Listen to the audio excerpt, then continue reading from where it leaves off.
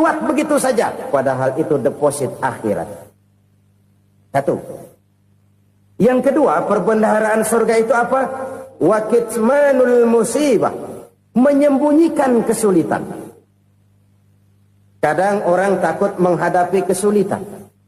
Tapi makin kita merenung, hidup ini kan sebenarnya urusan. Takut sama urusan, ya jangan hidup. Tandanya orang hidup itu kalau punya urusan. Urusan melupakan problem. Problem sering menimbulkan kesulitan. Kesulitan bukan untuk ditakuti, tapi untuk diatasi dan dicarikan jalan keluarnya. Siapa sih orangnya yang gak pernah sulit-sulit? Makin tinggi status sosialnya, makin gede urusannya. Makin tinggi kualitas imannya, makin berat tingkat kesulitannya. Cuma memang yang namanya enak itu seperti pelangi. Biang lala itu nggak pernah di atas kepala kita, di atas kepala orang melulu. Lo sih enak lo, kata kita. Dia juga bilang yang enak kan lo. Pelangi itu nggak pernah di atas kepala kita. Kata tukang beca, aduh enak ya naik Mercy. Kata tukang beca, apa yang di dalam mobil Mercy? Aduh enak bener tukang beca, di jok ngeringkuk ngorok pules bener. Saya kamar pakai AC sejuk, tempat tidur sutra empuk, alga spring bed, kulak kulik nggak bisa pules kalau belum minum Valium, belum tidur. Enak bener tukang beca, di jok ngorok nggak tahu wetan kulon.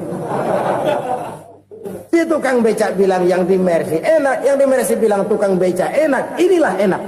Nggak pernah di atas kepala kita. Di atas kepala orang lain melulu enak itu.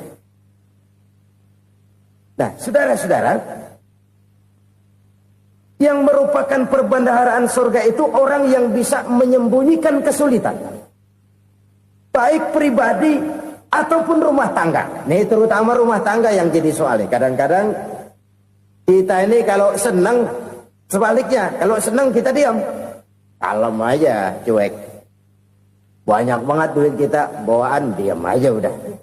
Malah ketemu orang takut. Tapi begitu susah, sekampung tahu. Padahal Nabi mengajarkan perbendaharaan surga itu menyembunyikan musibah, menyembunyikan kesulitan. Kalau enak, cerita sama orang-orang. Kalau nggak enak, rasain sendiri, tekan sendiri, atasin sendiri. Kita kan sebaliknya. Senang kita diam, asal lagi susah, paling tidak kita nyari teman buat cerita kesusahan. Siapa orangnya yang nggak pernah susah? Cuma soalnya bagaimana kita mengatasi kesusahan itu sendiri. Begitu juga misalnya kalau orang sudah berumah tangga, itu orang tuanya harus menjadi tempat dia cerita yang enak-enak saja. Yang nggak enak rasain berdua, selesaikan berdua, atasin berdua. Jangan dibalik. Asal senang diam, giliran susah aja. Maknya laporan. Terbalik. Bisa menjaga security informasi. Maka nama bayam keluar diam, malah seluitan. Enak amat lo makan daging ayam. Security informasi.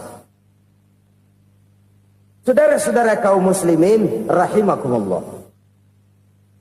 Ujian yang terberat itu yang pernah diberikan kepada para nabi, para rasul, para aulia, para ulama. Makin tinggi keimanan, makin berat bentuk kesulitan. Ayo saya kemukakan satu contoh saja. Ada seorang nabi yang kaya. Nabi kaya. Namanya Nabi Ayub. Iblis kalau orang begini kan keki. Ibadahnya rajin, kaya. Yang kayak begini susah digodain.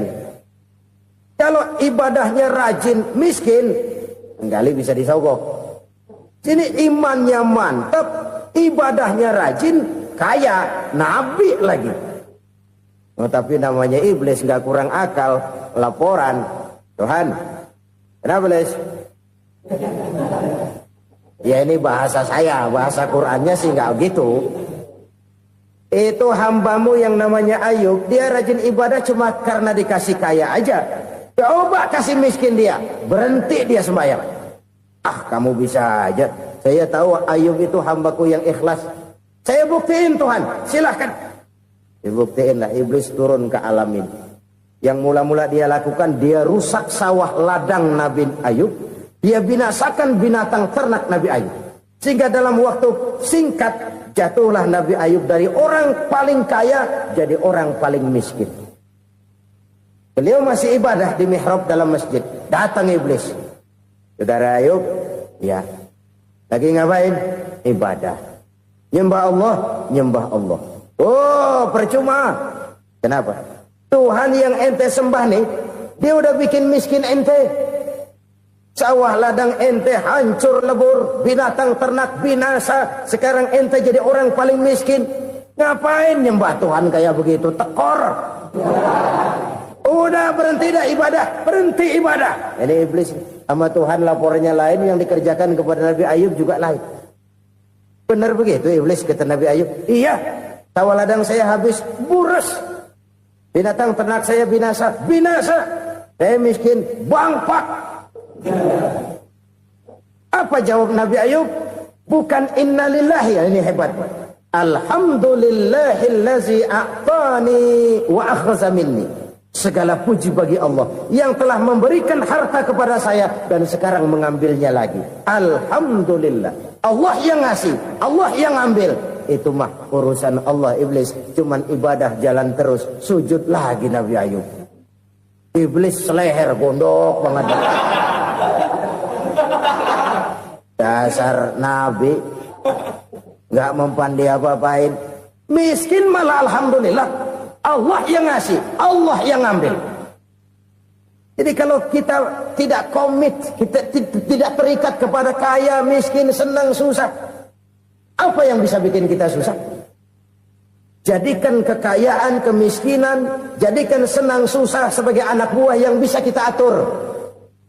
Jangan kekayaan ngatur kita, jangan kemiskinan ngatur kita. Kita yang harus mengatur mereka. Senang, susah, kaya, miskin, bahagia, sengsara, jadikan itu anak buah yang bisa kita atur.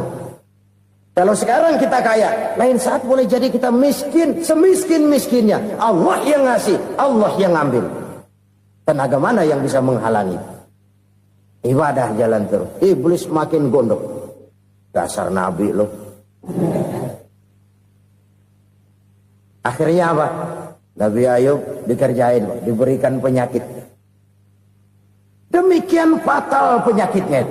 Bayangin, udah miskin sakit. Masya Allah. Miskin sakit. Sakitnya nggak lama, kira-kira 16 tahun. Istrinya 3, 2 mental minta ceraiin. Ngerawatin laki bengek begini. Senang belum tentu, susah udah pasti nih. Cerai aja, cerai dah. Cerai. Tinggal satu Siti Rahmah yang setia menemani beliau. Sesetia-setianya hati perempuan. Satu saat Siti Rahmah bilang, "Bang, ya, abang kan Nabi, Bang. Lalu, namanya Nabi kan doanya jarang meleset, Bang. Maksud kamu minta kenapa sih sama Tuhan biar abang sembuh, baik dah, Bang?" Siti Rahmah, "Iya. Saya sakit berapa tahun sih dah? 16 tahun, Bang. Sebelum ini saya sehat berapa tahun? Ya kira-kira 60 tahun, Bang. Nah, coba ente banding-bandingin, Rahmah.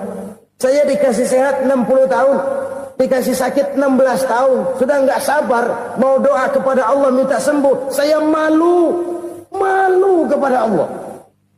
Diuji dengan yang luar biasa seperti ini, tidak mengganggu stabilitas kehambaannya. Dia tetap menghamba kepada Allah Subhanahu wa ta'ala. Saudara-saudara kaum muslimin rahimakumullah. Kunci menghadapi kesulitan itu apa? Allah jelaskan dalam satu ayat, "Wa basyiris sabirin alladzina idza asabathum musibah qalu inna lillahi wa inna ilaihi raji'un." Gembirakan orang-orang yang sabar. Siapa mereka itu? Yang apabila mendapat musibah mereka kembali kepada keyakinan dasar. Segalanya dari Allah dan segalanya akan kembali kepada Allah. Ini konsepsi dasar dari sikap muslim dalam menghadapi berbagai kesulitan. Segalanya dari Allah, segalanya akan kembali kepada Allah. Kalau ini sudah kondisi dasarnya, maka kita akan lapang menghadapi kenyataan bagaimanapun pahitnya. Apakah itu namanya miskin? Apakah itu namanya sakit? Bahkan maut sekalipun, segalanya dari Allah, segalanya akan kembali kepada Allah. Ini sikap hidup, bukan sekedar ucapan. Kita kadang-kadang menjadikannya sebagai ucapan. Mulutnya sehingga berhenti, innalillahi wa inna ilaihi rajiun, tapi nangisnya terus gerung-gerungan. Bukan itu, ini kesadaran moral. Kalau segalanya dari Allah, segalanya kembali kepada Allah, kan sebenarnya cuma nunggu giliran. Hari ini saya nyembayangin dia, entah hari apa saya disembayangin orang. Hari ini saya antar dia ke kubur, entah hari apa orang nganterin saya ke kubur. Hari ini saya tahlilkan dia, entah nanti kapan orang tahlilkan saya. Segalanya dari Allah, segalanya akan kembali juga kepada Allah. Oleh sebab itu saudara-saudara, kesulitan bukan untuk ditakuti. Kesulitan justru untuk diatasi, dicarikan jalan keluarnya. Dan tidak ada orang yang tidak pernah mendapat kesulitan. Tidak ada. Semakin tinggi status sosial, semakin tinggi kualitas keimanan, semakin besar juga tingkat kesulitan. Hanya saja bagaimana cara kita mengatasinya. Dan Al-Quran menyatakan, inna ma'al usri yusra. Di balik kesulitan itu pasti ada kemudahan. Roda itu berputar. Karena itu Rasulullah sallallahu alaihi wasallam mengingatkan kepada kita, ta'arraf ilallahi firraha ya'rifka fisyiddah. Ingatlah kepada Allah di waktu kamu senang, supaya Allah ingat kepada kamu di waktu kamu susah. Kalau waktu senang kita ingat kepada Allah, kita susah, Allah tidak akan meninggalkan kita. Tapi kalau waktu senang kita jauh dari Allah, sujud tidak sempat, dengan masjid jauh, ketika senang kita lupakan Allah. Nanti begitu kita susah, Allah lupakan kita. Dan itu menyakitkan. Oleh karena itu orang-orang tua kita dulu bilang, kalau lagi sehat ingat-ingat lu bakal sakit nanti. Kalau lagi kaya ingat-ingat satu saat kita bakal jatuh miskin. Bahkan kalau lagi muda ingat-ingat kita bakal tua. Dan yang terpenting kalau lagi hidup ingat-ingat kita bakal mati. Saudara-saudara kaum muslimin rahimakumullah. Jadi yang kedua yang merupakan perbendaharaan surga, menyembunyikan musibah.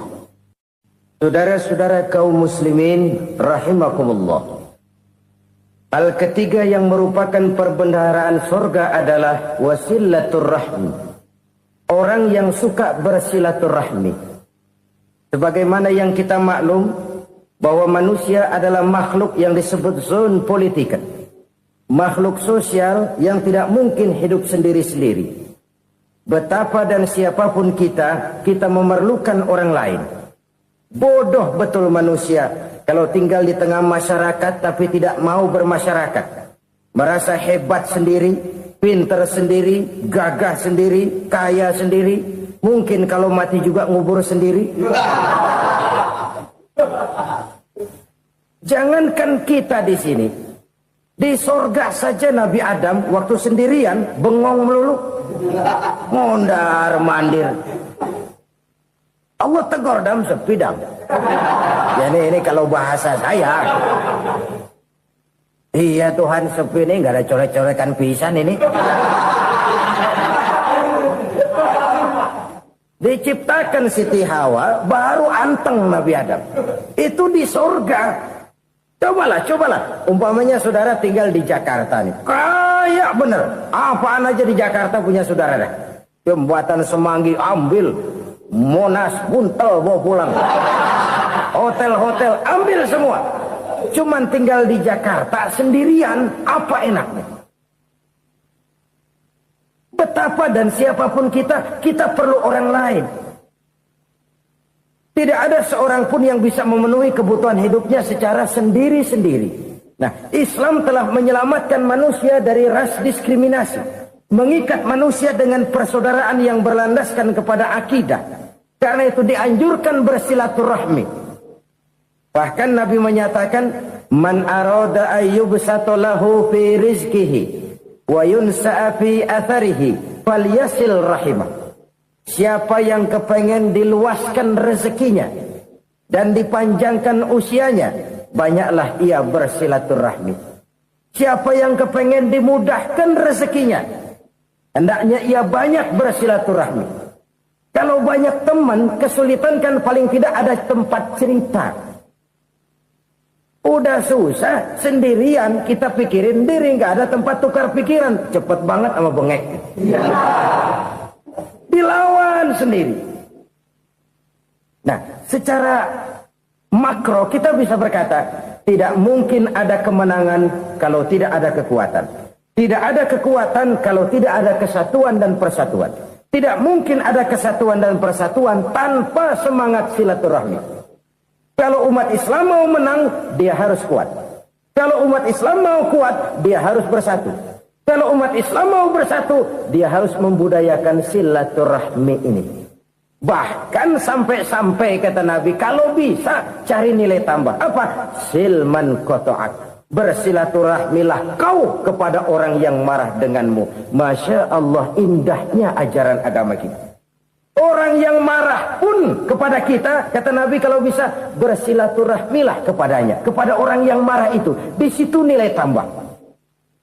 Cuman jujur nih hadis, ngucapinnya gampang, ngamalinnya yang berat banget. Orang marah sama kita, kita disuruh silaturahmi, ada apa malu? Lu marah, ada gue marahan lagi. Gue pikirin. Saudara-saudara kaum muslimin rahimakumullah. Tapi ini yang diajarkan, bahkan ini yang dicontohkan oleh baginda Rasul.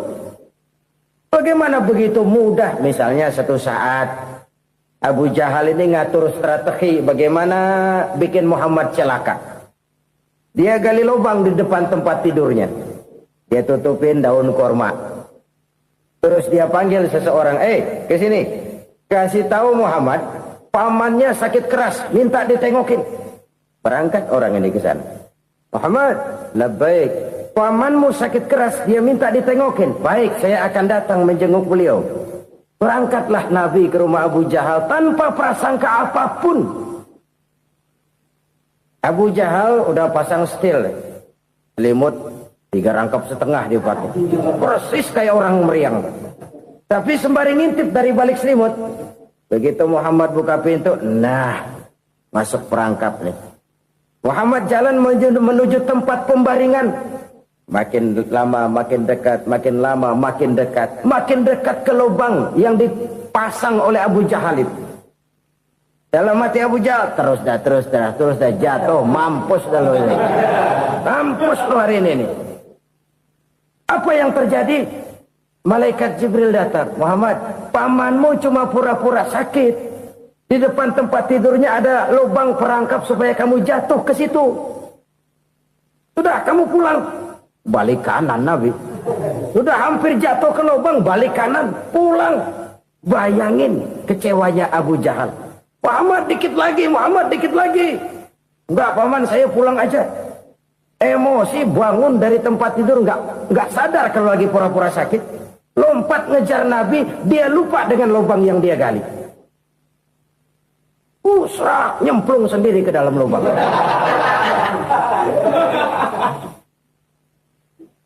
Nabi terus berlalu. Ini terjadi keanehan. Jatuh ke lubang yang dia gali itu sebenarnya nggak terlalu dalam ya, antara 3-4 meteran lah. Tolong, saya jatuh ke lubang ini. Datanglah pelayan-pelayannya itu. Angkat saya dari sini. Oh, yang ngulurin tambang. Satu gulung, belum juga nyampe itu tambang. Kurang, beli lagi ke warung. Sambung, ulur lagi, nggak juga bisa sampai. Wah, ini kerjaan Muhammad ini. Tolong, siapa salah seorang kamu ke rumah Muhammad? Kasih tahu, encangnya kecebur. Minta ditolongin. Sampaikan kepada Rasul. Kenapa? Pamanmu jatuh ke lubang, Muhammad minta tolong diangkatin. Tambang udah nyambung-nyambung, nggak nyampe juga. Ya, nanti saya datang, saya tolong. Coba. Nyata-nyata orang berniat jahat mau mencelakakan dia. Datang dia menolong. Ini yang disebut air tuba dibalas air susu ya ini. Bukan sebaliknya. Air tuba dibalas air susu. Paman, kecebur ya? Iya Muhammad, tolong ini. Pegang tangan saya. Nabi ulurkan tangannya. Nyampe. Dipegang oleh Abu Jahal.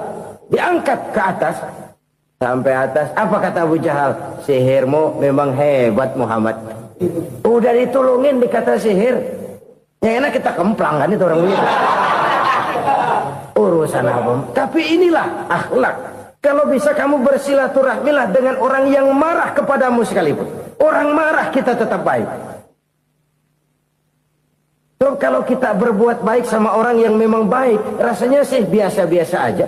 Orang baik kita baik lagi, ya draw aja, belum ada nilai tambah di situ. Baru ada nilai tambah kalau kita bisa berbuat baik kepada orang yang nyakitin kita. Itu namanya kita setingkat di atas dia. Dia sakitin kita, kita berbuat baik sama dia. Dia pelit sama kita, kita baik sama dia. Dia marahin kita, kita deketin dia. Di situ kita punya nilai tambah. Jadi siapa yang ingin diluaskan rezekinya, kata Nabi, dan dipanjangkan umurnya, hendaklah ia banyak-banyak bersilaturahmi. Sederhana sebenarnya silaturahmi, tapi silaturahmi membangkitkan semangat kesatuan dan persatuan. Kesatuan dan persatuan melahirkan kekuatan. Dalam matematika 1 ditambah 1 pasti 2. Tapi di tengah masyarakat, 1 orang takut ditambah 1 orang takut, hasilnya jadi 2 orang setengah berani. Kenapa setengah berani? Karena udah berdua. Tadi pan takut sendirian. Kalau dia kumpul turu-turu takutlah jadi berani. Kita yang lemah, kita yang tidak berdaya, kita yang miskin, kalau mau kompak bersatu, apa yang nggak bisa kita kerjain? Apalagi tinggal di kota besar, pilihan cuma 2. Bertahan atau minggir. Bertahan atau minggir. Untuk bisa bertahan harus mampu bersaing. Untuk mampu bersaing harus punya keahlian. Keahlian harus ditunjang dengan pendidikan, ditambah oleh kekompakan sebagai umat. Udah miskin mencar mulu, orang injak kita. Orang nggak pandang urusan apa malu. Oleh karena itu, silaturahmi pada hakikatnya merupakan roh dari ukhuwah yang diajarkan oleh agama kita. Bagaimana Islam menyelamatkan masyarakat manusia dari ras diskriminasi, mengikat manusia, dan tidak ada persaudaraan yang lebih indah selain persaudaraan yang diikat dengan nilai-nilai akidah. Sepanjang orang di jalan Allah, itulah saudara kita. Keluar dia dari jalan Allah, selesailah persaudaraan sampai di situ. Karena itu, kalau ingin menyimpan sesuatu di surga, banyaklah bersilaturahmi. Datang ke rumah ini, datang ke rumah itu, dan lain sebagainya. Itu simpanan kita di akhirat nanti. Ini yang ketiga. Saudara-saudara, yang keempat, perbendaharaan surga itu apa? Wa qawlu la hawla wa la quwwata illa billah. Ucapan la hawla wa la quwwata illa billah. Ibadah kan ada yang berat, modalnya besar. Bangun masjid berat, modalnya besar. Bangun rumah sakit berat, modalnya besar. Ada ibadah yang berat, tapi modalnya ringan. Misalnya puasa. Puasa itu berat, mengendalikan nafsu. Kalau sekedar nggak makan nggak minum sih enteng, mengendalikan nafsu. Itu jihad terbesar, tapi kan modalnya ringan, cuma niat saja. Ini ibadah berat, modalnya ringan. Ada ibadah yang ringan, modalnya juga enteng. Seperti termasuk ucapan la haula wa la quwwata illa billah. Tanpa sadar, la haula wa la quwwata illa billah. Nyelengin tuh di surga. Nyelengin, kita nggak terasa, nyelengin simpenan akhirat. La haula wa la quwwata illa billah. Nyimpan lagi. Kaget, la haula wa la quwwata illa billah, nyimpan lagi, banyak simpanan. Walaupun sebenarnya yang dimaksud di sini adalah kesadaran batin bahwa tidak ada daya dan kekuatan kecuali Allah. Itu intinya. Kita memulai pekerjaan disunahkan baca bismillah, kan begitu. Apa itu? Kesadaran moral. Bahwa ini saya bisa kerjakan. Saya kerjakan ini dengan menyebut nama Allah. Kenapa? Kalau Allah tidak memberikan daya dan kekuatan, mana mampu saya kerjakan ini. Maka saya kerjakan ini dengan menyebut nama Allah. Bismillah. Kesadaran moral. Manusia hanya wajib berusaha, tapi nggak pernah wajib berhasil. Banyak hal-hal yang kalau kita renungkan secara rasio, nggak mungkin Tapi jadi kenyataan. La haula wa la quwata illa billah. Tidak ada daya dan kekuatan kecuali bagi Allah semata-mata. Kesadaran moral akan kelemahan dan keterbatasan makhluk bernama manusia. Kadang kita kagum dengan otak, tapi kita sering lupa sama yang bikin otak. Padahal bagaimanapun hebatnya otak, yang bikin otak pasti lebih hebat dari otak. Nggak percaya, silahkan otak-otakan. Inilah kecenderungan. Kita kagum dengan pesawat-pesawat mutakhir, bukan main besi gede banget terbang itu. Alangkah hebatnya. Lalu apa yang bikin otak tidak lebih hebat dari itu semua? Kita puji laut. Apa yang bikin laut tidak lebih hebat dari laut itu? La haula wa la quwata illa billah. Tidak ada daya dan kekuatan kecuali Allah. Apa yang bisa kita lakukan kalau tidak karena daya dan kemampuan yang diberikan oleh Allah kepada kita? Lahirlah sikap tawadu, rendah hati, tidak melonjak menjadi angkuh dan sombong, sadar akan kelemahan dan keterbatasan diri. Sebagai makhluk yang diciptakan oleh Allah Subhanahu wa ta'ala. Jadi satu sisi ini ucapan yang berpahala, la haula, jadi wiridan. Pada sisi lain ini kesadaran moral, sikap mental, kesadaran batin, bahwa yang punya daya dan kekuatan itu cuma Allah. Kita nggak pantas untuk sombong, sebab sombong itu pakaiannya Allah. Kita nggak sedang pakai pakaian Allah, kegedean. Dan makin kita renungi, makin terbentur. Apa sih yang bisa kita sombongin? Kita mau sombong apa? Kaya? Pintar? Itu kan semua relatif. Di atas langit masih ada langit lagi. Jadi oleh karenanya, marilah kita menyadari. Manusia hanya wajib berusaha, tapi tidak pernah wajib berhasil. Yang berusaha saja tidak wajib berhasil, apalagi yang tidak berusaha. Islam bukan agama orang pemalas yang selesai sholat lalu endelohom, nggelenggem ayem-ayem. Tapi Islam bukan agama orang sombong yang setelah berusaha lalu tidak memerlukan Allah. Kita bisa saja bikin proyeksi, tahun sekian kita bakal panen besar menurut perhitungan otak. Tapi ada kejadian lain. Apa? Tikus ngambek. Habis itu dimakanin tikus, panen gagal. Proyeksi rasional gagal oleh tikus-tikus yang ngambek itu. Bisa saja terjadi. Tahun depan kita panen besar, urung. Kenapa? Musim panas panjang. Dan sekarang ini koran-koran bikin berita musim mengalami penyelewengan. Bukan cuma manusia yang nyeleweng sekarang. Musim pakai nyeleweng. Mestinya kan musim hujan udah selesai. Masih hujan-hujan juga. Musim. Nah sekarang kita boleh bikin proyeksi. Kita bakal panen besar. Tahu-tahu musim panas panjang. Sawah retak, air kering. Cari teknokrat yang paling botak. Suruh pendekin tuh musim panas. La haula wa la quwata illa billah. Inilah kesadaran moral. Saudara, saya teringat satu saat ada seorang konglomerat. Umurnya ya kira-kira 70-an. Satu saat dia ditanya oleh wartawan, "Pak, umur Bapak berapa sih?"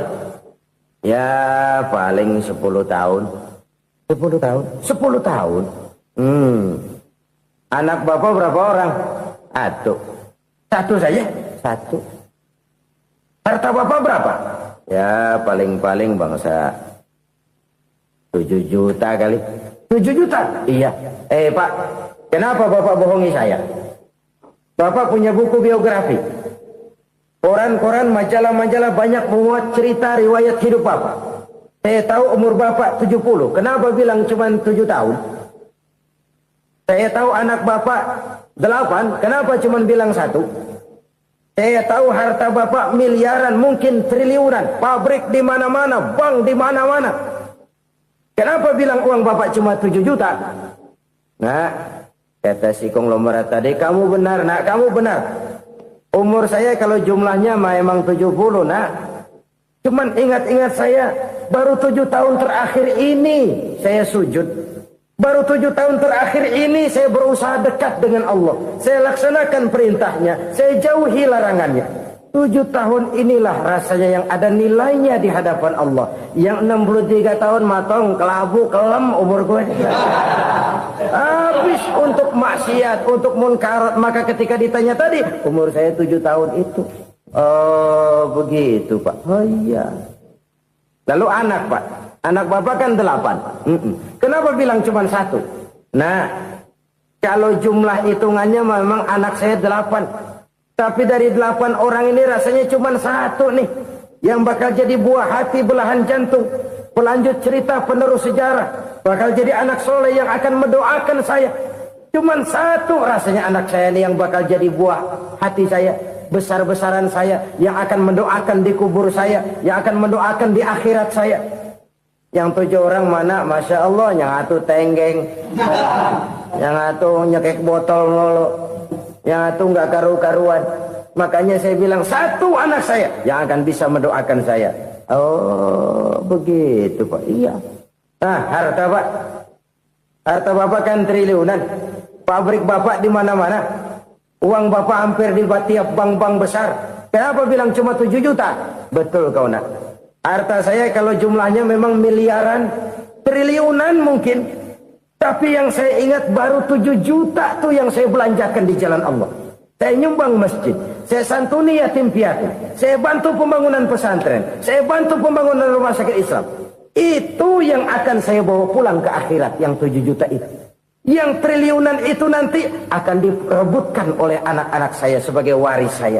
Jadi harta saya 7 juta itu yang bakal nemenin saya di akhirat. Yang akan saya bawa pulang jadi teman saya. Saudara-saudara kaum muslimin, jangan-jangan orang tua itu adalah kita-kita ini. Jangan-jangan kita-kita ini adalah orang tua itu. Jangan-jangan itu potret dari diri kita masing-masing. Dari sekian umur yang diberikan Allah, berapa tahun yang ada nilainya di hadapan Allah? Dari sekian anak-anak yang merupakan amanah, berapa yang akan mendoakan kita sebagai orang tuanya menjadi anak soleh?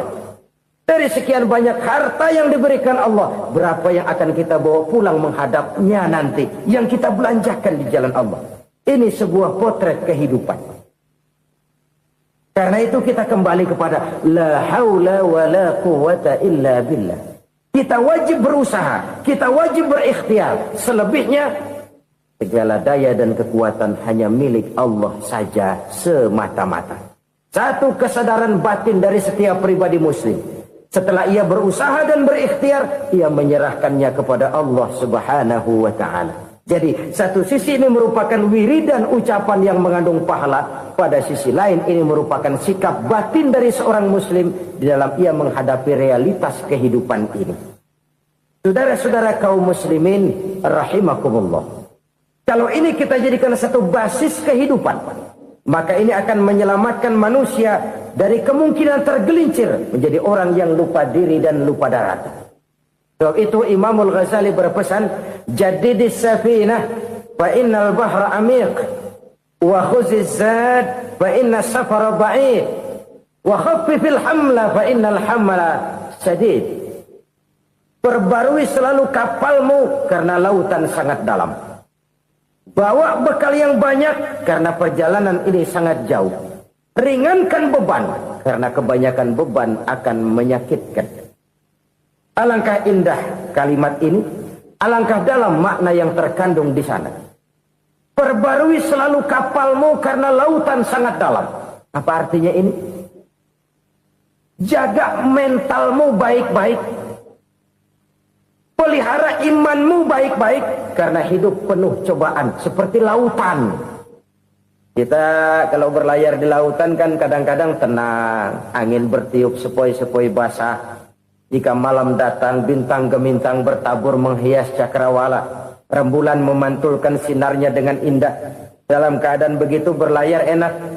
Tapi lain saat ombak menggunung, halilintar menyambar, angin topan bertiup. Berapa banyak sudah saudara-saudara kita yang tenggelam di lautan dunia tanpa sadar bahwa dia belum sampai kepada pantai yang akan dituju. Berapa banyak sudah Saudara-saudara kita yang tenggelam di lautan dunia ini tanpa sempat bangkit lagi. Dia menyangka sudah sampai kepada tujuannya. Tapi hati kapal jangan sampai bocor karena lautan sangat dalam. Iman ini jaga baik-baik karena hidup penuh dengan ujian. Wa khuzizat fa inna safara ba'id. Bawa bekal yang banyak karena perjalanan sangat jauh. Saudara mau ke Bandung, bawa duit. Saudara mau ke Surabaya, banyakkan lagi duitnya. Saudara mau ke Mekah, gepokan, iketan tuh duit nggak lembaran lagi. Makin jauh perjalanan, makin banyak bekal yang harus kita bawa. Kalau saudara dari Jakarta mau ke Surabaya, kagak bawa duit berangkat juga, itu sih bukan berani namanya, nekat. Sampai Surabaya belum tentu, sengsara di jalan udah pasti. Kenapa? Nggak bawa bekal berangkat. Sama juga kita nih, misalnya belum sempat sembahyang, mati. Waduh, berani banget orang.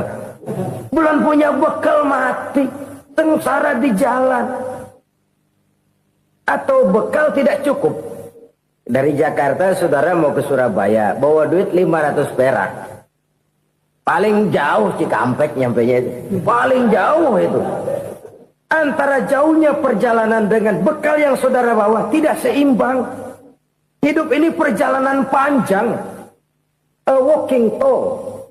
Dimulai dari alam arwah. Sebelum jasad diciptakan, roh diciptakan lebih dulu. Dari situ pindah ke alam rahim. Dari alam rahim pindah ke alam dunia. Dari alam dunia pindah ke alam barzah. Baru menuju akhirat. Satu perjalanan panjang. Kalau bekal tidak bawa, sengsara di jalan.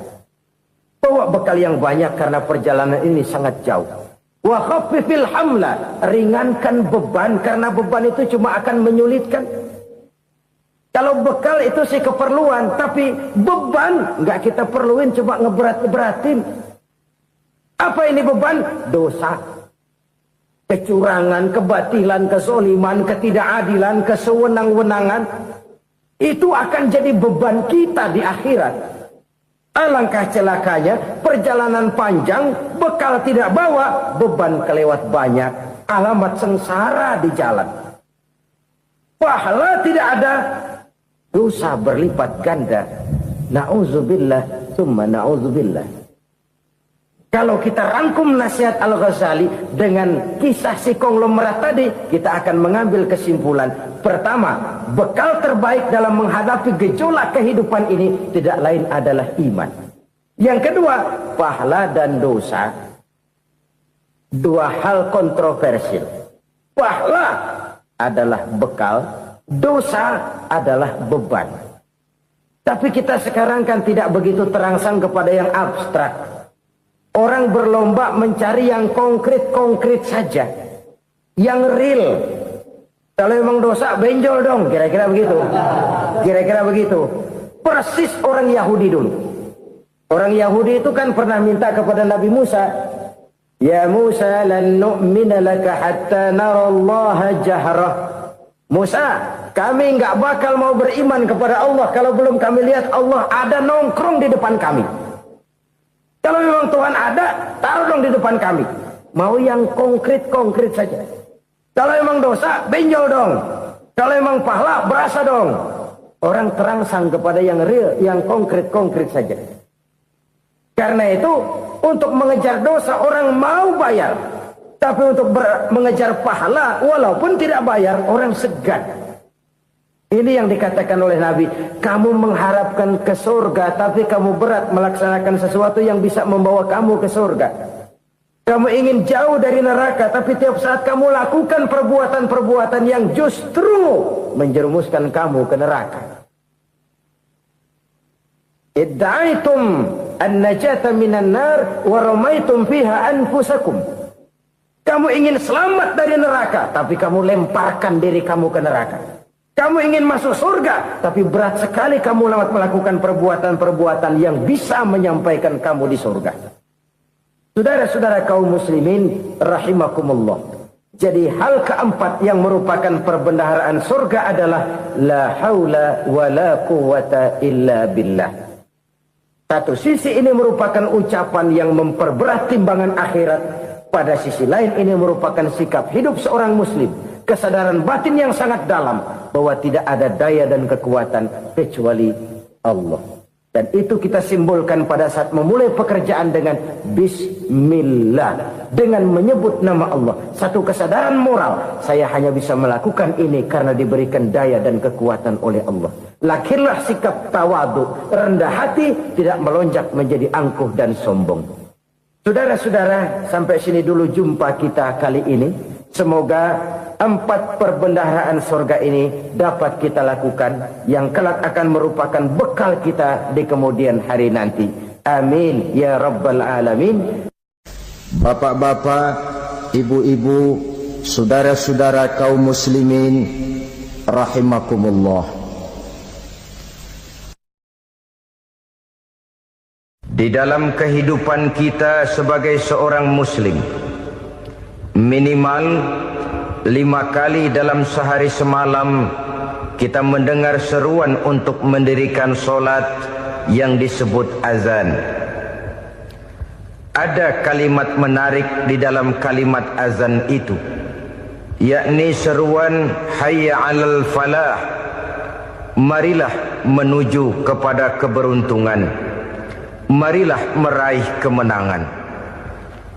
Seruan ini adalah kecenderungan dari setiap manusia, apapun warna kulitnya.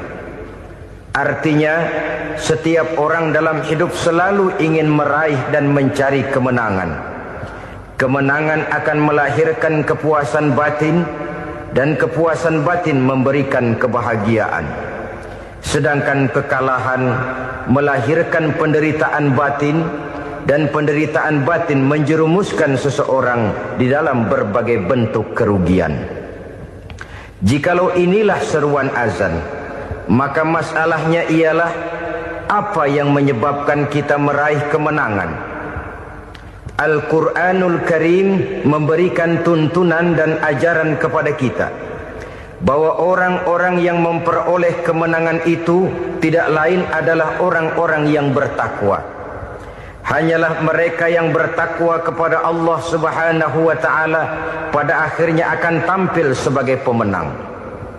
Lalu siapa orang yang bertakwa itu? Dijelaskan dalam awal-awal Al-Baqarah, orang yang bertakwa yang akan meraih kemenangan. Pertama, alladzina yu'minuna bil ghaib, yaitu orang-orang yang beriman kepada yang gaib. Percaya bahwa ada alam yang gaib, alam yang abstrak, alam yang tidak bisa dijangkau oleh salah satu daripada panca indera kita. Mereka percaya dan beriman kepada adanya malaikat, beriman kepada adanya iblis dan jin, beriman kepada adanya alam kubur, beriman kepada adanya alam mahsyar, beriman kepada adanya alam akhirat, beriman kepada adanya sorga dan neraka. Beriman bukan cuma sekedar beriman dalam ucapan bibir saja, tetapi beriman yang nilai iman itu mampu mewarnai gerak dan gaya hidupnya. Iman yang meresap sampai ke tulang sumsum, kemudian memberikan dampak positif di dalam kehidupan manusia. Alam, kita tahu, adalah sesuatu yang selain Allah, dan Allah bukanlah alam. Apapun namanya selain daripada Allah, itu adalah alam. Alam pada hakikatnya terbagi menjadi 2. Ada alam syahadah, alam nyata, alam konkret, alam yang bisa dijangkau oleh salah satu indera kita. Kemudian ada alam ghaib, alam yang tidak bisa dijangkau oleh panca indera kita, alam metafisika, alam abstrak, alam yang wajib kita imani keberadaannya. Kita percaya bahwa malaikat itu ada, kita percaya kepada jin, bahwa jin itu ada, kita percaya kepada adanya iblis dan setan. Bukan percaya kepada iblis dan setannya, percaya bahwa iblis dan setan itu ada. Itu termasuk salah satu daripada sifat orang yang bertakwa kepada Allah. Saudara-saudara kaum muslimin rahimakumullah, kecenderungan pembangunan yang lebih bersifat materialistis biasanya menggeser aspek kehidupan rohani. Orang berpikir empiri, dan dalam pola pikir yang demikian maka alam gaib tidak lagi mendapat perhatian. Aspek kehidupan yang bersifat rohaniah malah mulai ditinggalkan. Akibatnya terjadilah kepincangan di dalam kehidupan kita. Pernah ada satu pengalaman pribadi dalam perjalanan kembali ke tanah air. Dalam pesawat di sebelah kanan saya duduklah seorang Jerman namanya Heiner Simonsen. Iseng saya ajak kenalan, saya ajak ngobrol, saya tanya dia. Saya bilang, Mas Heiner ini, kalau pesawat yang kita tumpangi ini jatuh ke bawah, kira-kira apa yang bakal terjadi, Mas? Dia bilang, kita semua akan mati. Begitu? Iya. Oke. Apa itu mati? Tanya saya. Dia bilang, untuk tahu apa itu mati, kita harus tahu lebih dahulu apa itu hidup. Saya pikir nih bule bisa ngomong juga. Baiklah, kata saya. Apa hidup menurut Anda itu? Oh, hidup itu dia bilang, kalau seluruh anggota badan kita bekerja secara normal, paru-paru memompa darah secara normal, jantung berdetak secara normal, sel-sel tubuh bekerja secara fit, dan organisme tubuh hanya mau bekerja secara normal, dia bilang, kalau kita memberi makan yang cukup, menu yang teratur, dan gizi yang lengkap.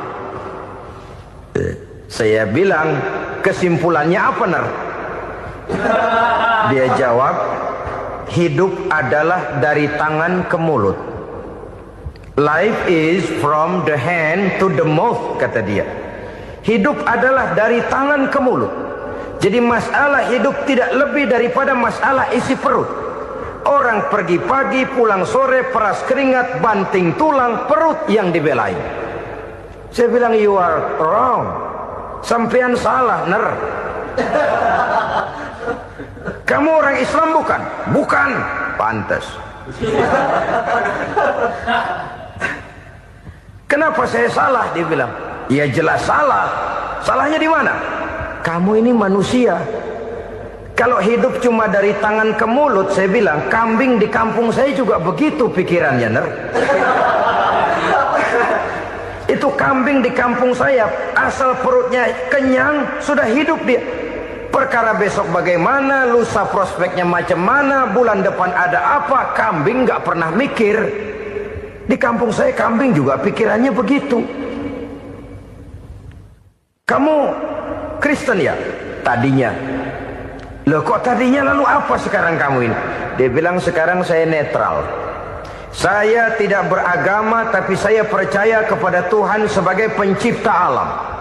Saya ingat benar dia bilang, I haven't any religious, but I believe to God as the creator of the world. Kenapa bisa netral begitu, Ner? Habis saya bingung, katanya. Islam bilang Islam baik, Kristen bilang Kristen baik, Hindu Buddha bilang Hindu Buddha baik, semua agama baik. Saya netral sekalian, nggak beragama. Yang penting saya percaya kepada Tuhan. Saya bilang, Ner, kamu ini kayak orang mau beli celana, lalu bingung. Yang satu bilang Levi's bagus, yang satu bilang Blue Jean hebat, yang satu bilang Wool England hebat. Celana ini hebat, celana itu bagus, celana ini hebat. Semua celana bagus, kamu bingung. Akhirnya netral, tidak pakai celana. Itu juga salah. Saya pikir-pikir, kemudian saya melihat bahwa dua pola berpikir Heiner ini nampaknya sudah mulai menggejala di lingkungan masyarakat bangsa kita. Disadari atau tidak, secara jujur kita harus berkata, dua pola pemikiran Heiner ini mulai berkembang di tengah masyarakat bangsa kita. Pertama, pola pikir materialisme. Hidup adalah dari tangan ke mulut. Masalah hidup tidak lebih masalah isi perut. Itu yang perlu dibela, dan disitulah arti kehidupan.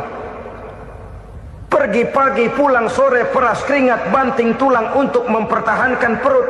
Kalau sudah kemari cara orang berpikir, maka buat apa percaya kepada yang gaib? Untuk apa sholat? Untuk apa puasa? Untuk apa zakat? Untuk apa menghadiri majelis taklim? Tanpa kepercayaan kepada yang gaib, hidup berjalan menurut alur empiris dan materialis. Kalau sudah ke sana cara orang berpikir, biasanya orang lalu cenderung menghalalkan segala cara. Hanyalah orang yang percaya bahwa akhirat ada. Hanyalah orang yang percaya bahwa alam kubur itu ada. Hanyalah orang yang percaya bahwa malaikat itu ada, hidupnya akan lebih terarah dan terkendali. Karena kepercayaan kepada yang gaib, yang merupakan fase daripada kehidupan setelah hidup yang sekarang ini, mewarnai gerak pribadi seseorang di dalam dia melakukan kegiatan hidupnya. Pola berpikir materialisme, disadari atau tidak, mulai menggejala di lingkungan masyarakat bangsa kita. Hidup tidak lebih dari urusan tangan ke mulut, mulut ke tangan, tangan ke mulut. Asal perut sudah kenyang, hiduplah sudah. Perkara bagaimana prospek hari yang akan datang, bagaimana akhirat, tidak jadi persoalan. Ini yang oleh Nabi diperingatkan, ad-dunya sijnul mu'min wa jannatul kafir. Dunia adalah penjara bagi orang beriman dan surga bagi orang kafir. Dulu di zaman Belanda hadis ini pernah disalah tafsirkan, disalah artikan, digunakan sebagai senjata untuk mengkebiri dan membuat impoten umat Islam. Sudahlah umat Islam gak usah macam-macam, kata Belanda. Dunia ini kan penjara buat orang Islam, surga buat orang kafir. Di penjara jangan bertingkah.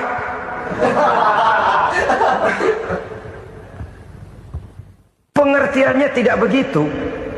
Dunia adalah penjara bagi orang mukmin. Artinya dalam kehidupan dunia seorang mukmin tidak bebas memperturutkan hawa nafsunya. Di penjara hawa nafsunya. Sebaliknya surga bagi orang-orang kafir. Buat orang kafir surgalah dunia ini. Mereka bebas memperturutkan hawa nafsunya. Dilarang tidak terlarang, dicegah pun tidak tercegah. Mereka hidup menurut alur bisikan nafsu mereka sendiri. Kemudian bila ajal datang, maut merenggut nyawa, selesailah surganya sampai di situ. Maka bagi orang-orang yang tidak percaya kepada adanya akhirat, kepada adanya alam gaib, surganya sebatas umurnya. Sekali lagi, surganya sebatas umurnya. Bila umur selesai, ajal pun datang merenggut nyawa, selesailah sudah surganya sampai di situ. Alangkah pendeknya perjalanan orang-orang yang tidak percaya kepada alam gaib ini. Bagi kita mukmin, jikalau kita mampu memenjarakan hawa nafsu, kita bisa bahagia di dunia ini. Dan Islam memang tidak menyuruh kita sengsara di dunia. Raih dunia, kejar dunia, gapai dunia sebagai alat untuk mencapai kebahagiaan di akhirat nanti. Hidup adalah satu perjalanan panjang yang terbentang sejak kita terlahir dari alam rahim sampai kepada alam akhirat nanti. Andai kata kita gagal meraih kebahagiaan di dunia, toh kita masih punya akhirat. Tapi jangan jadi dalil yang melemahkan semangat. Biarin dah kita di dunia kebelangsak, yang penting akhirat. Akhirnya dunia benar-benar kebelangsak. Bagaimana dunia ini bisa kita raih? Dan bagaimana meraih dunia untuk menunjang kepentingan akhirat nanti? Yang kedua, dari pikiran Heiner yang saya lihat menggejala di lingkungan masyarakat bangsa kita, timbulnya manusia-manusia netral. Seolah-olah Tuhan yes, agama no. Sama Tuhan percaya, agama ogah. Tuhan ngangguk, giliran agama godeng. Padahal hampir dalam setiap ayat dalam Quran, kata-kata amanu biasanya bergandeng dengan wa amilus sholihat. Iman dan amal soleh. Ini sebagai isyarat Tuhan dan agama jangan pernah dipisah-pisah. Apabila kita bertuhan, maka kita harus beragama. Apabila kita beragama, maka agama itu harus bersumberkan dari Tuhan yang kita imani itu. Tidak mungkin kita pisah, Tuhan yes, agama no. sama Tuhan percaya tapi agama bikin sendiri. Sembayangnya cukup bengong 2 jam madep ngulon.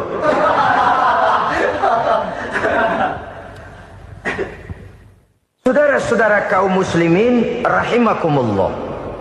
Jadi dengan demikian, agama yang kita akui merupakan unsur mutlak di dalam pembangunan sekarang ini, merupakan bagian dari kehidupan yang menuntun kita bahwa di balik alam nyata ini, di balik alam syahadah ini ada alam gaib. Dan mudabbir, murabbi, yang mengatur, yang menguasai, yang memelihara baik dia alam nyata, baik dia alam gaib, tidak lain adalah Allah Subhanahu wa ta'ala. Di sana ada satu super power, satu maha kekuatan yang kita perlu bersandar kepadanya. Sebagai makhluk nyata yang hidup di alam nyata, berbuatlah secara nyata sebagaimana harusnya kita berbuat. Karena Islam jelas bukan agamanya orang pemalas. Islam jelas bukan agamanya orang yang mengajarkan setelah selesai sholat boleh duduk, nggelenggem ayam-ayam, ndelohom, menghitung bintang di langit sambil menunggu keajaiban. Tidak.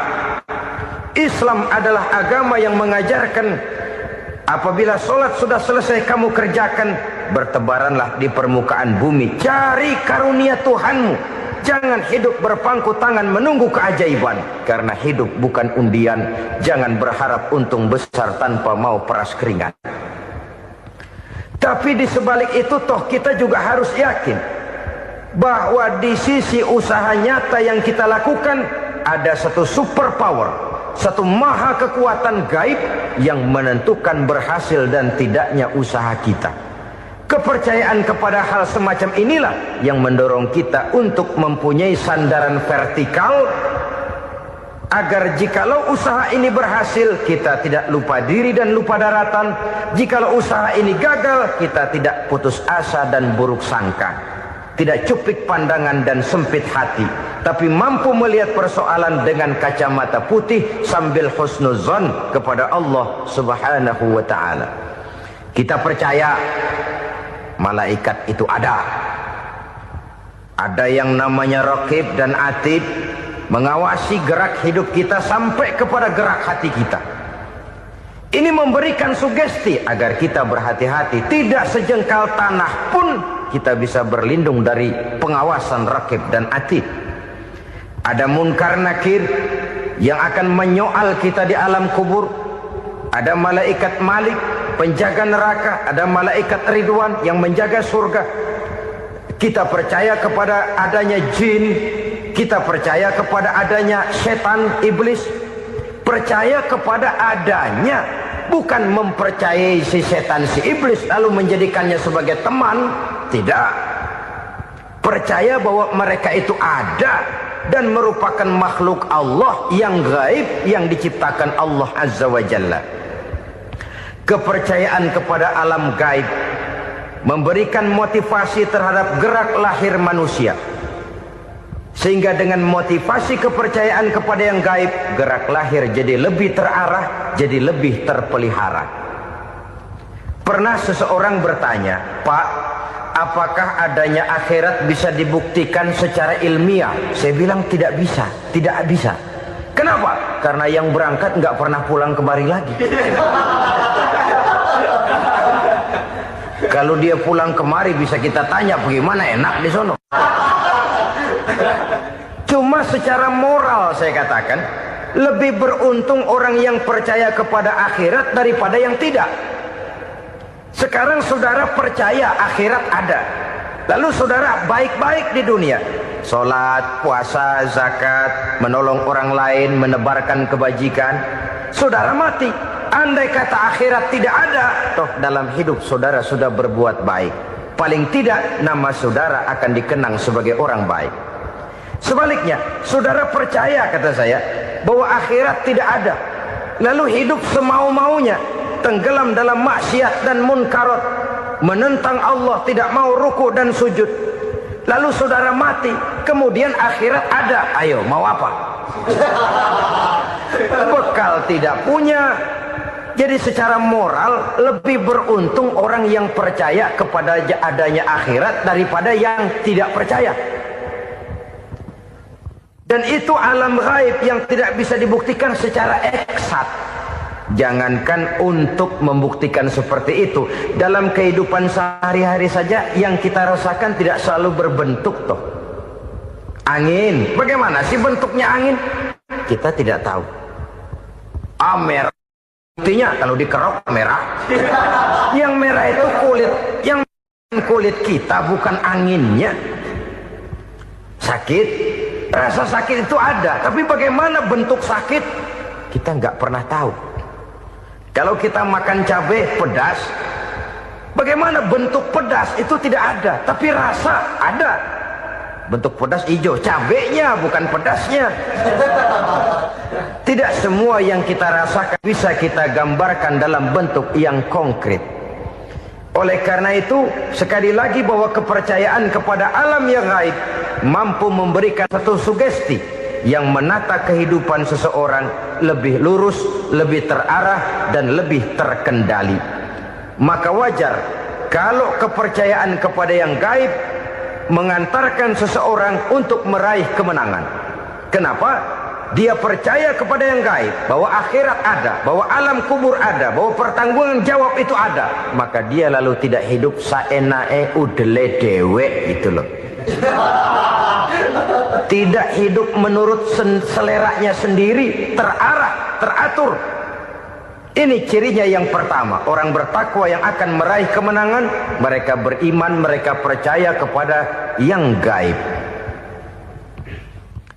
Bahkan hal-hal konkret saja selalu berangkat dari yang gaib.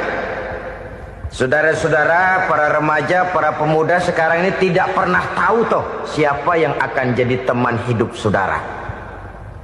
Kita bisa saja ngerancang, mentargetkan, tapi toh akhirnya yang namanya jodoh bukan kekuasaan kita. Rezeki di luar kemampuan kita. Begitu juga ajal. Maut, jodoh, ajal adalah contoh-contoh konkret bahwa pada akhirnya yang gaiblah yang menentukan. Bertahun-tahun ngelancong, emang jodoh seret, nggak jadi.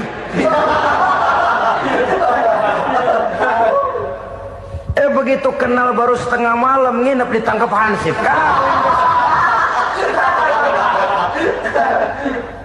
Hal-hal semacam itu kadang-kadang kita berpikir suuzon, gilet, perempuannya cakep banget, lakinya rebek amat.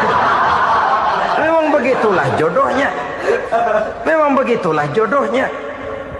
Saudara hadirin ma'asyiral muslimin yang saya hormati, jadi hal-hal yang konkret saja kita yakini sepenuhnya ditentukan oleh satu superpower yang gaib itu tadi. Dari sanalah segala ketentuan itu berangkat dan kesanalah segalanya akan kembali. Maka kepercayaan kepada yang gaib meluruskan gerak hidup seseorang dan itu akan mengantarkan dia kepada meraih kemenangan. Satu.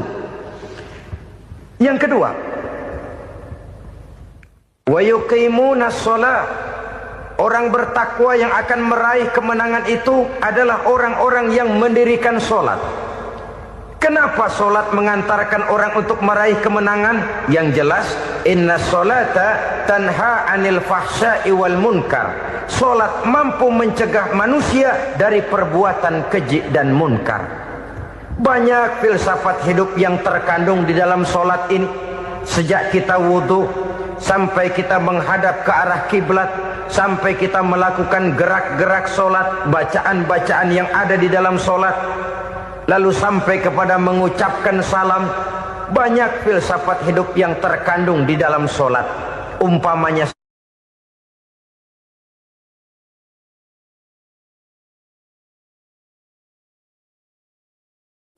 7 macam perkara yang merusak akidah dan keimanan, merusak amal perbuatan yang sudah kita kerjakan, merusak sendi-sendi kehidupan sosial, pendek kata merusak segala hal di dalam kehidupan kita. Jauhilah olehmu 7 macam perkara yang merusak. Yang pertama, asyirku billah, menyekutukan Allah subhanahu wa ta'ala. Agama dimulai dari keyakinan. Maka kehancuran agama selalu dimulai dari kehancuran keyakinan, iman atau akidah yang dimiliki oleh seseorang. Dan untuk menghancurkan nilai-nilai iman yang kita miliki ini, orang rasanya tidak akan menghantam kita dengan peluru kendali. Orang tidak akan mengirimkan nuklir ke sini. Orang tidak juga akan mengirimkan satuan militernya ke sini. Untuk menghancurkan nilai-nilai iman, dibanjiri kita dengan paham-paham yang merusak dan mendangkalkan akidah. Baik ia bernama materialisme, baik ia bernama sekularisme, baik ia bernama banjirnya maksiat dan munkarat, baik ia bernama banjirnya peradaban dan kebudayaan yang menghancurkan moral daripada anak-anak kita, sedikit demi sedikit melenturkan dan melunturkan nilai-nilai keimanan kita, untuk kemudian pada waktunya nilai iman itu akan bertukar dan berganti menjadi nilai syirik kepada Allah Subhanahu wa ta'ala. Atau pada sisi lain menjadikan yang selain Allah sebagai tujuan akhir dari